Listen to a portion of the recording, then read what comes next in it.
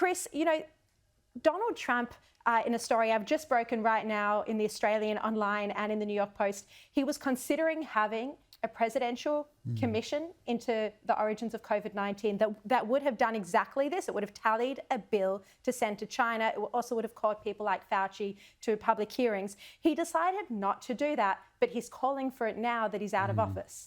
Bad mistake. He should have done it at the time when he had the information. I'm astounded that it's taken all this time and all these deaths for this to come to light. It's just appalling.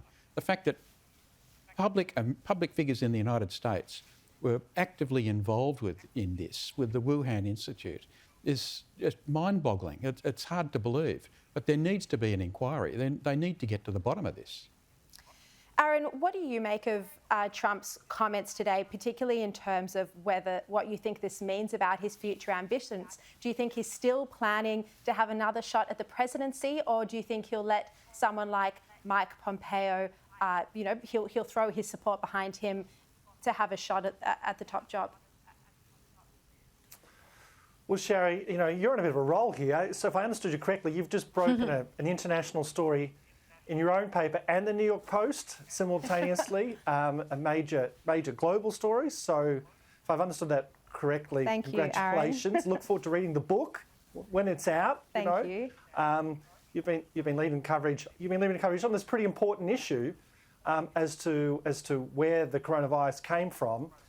Look, to your question of whether Trump's going to run again, no, to be honest, well, obviously I don't know, but he's clearly an incredibly powerful force still in the Republican Party. So even if he doesn't choose to run again, and you can never rule anything out with Trump, you've got to assume he's going to have a big say on who does run and the whole ideological perspective of the party and the kind of candidates they're running in the Senate and the House and the kind of people they're putting up, and all their policies. And so whether Trump is going to run again or not, he is still going to be a big player for the foreseeable future.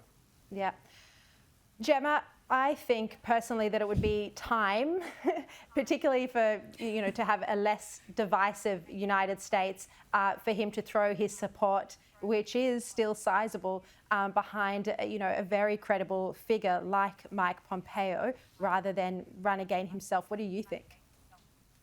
Oh, I couldn't agree with you more. I don't know if I'm emotionally ready to have another Trump campaign just because of all of the sideshow antics that go with it. But look, you've got to wonder how many Democrats are having buyer's regret given the state of the place since the Biden administration came into power, their foreign policy, even domestic policy, no electricity, no gas, the list is on and on and on.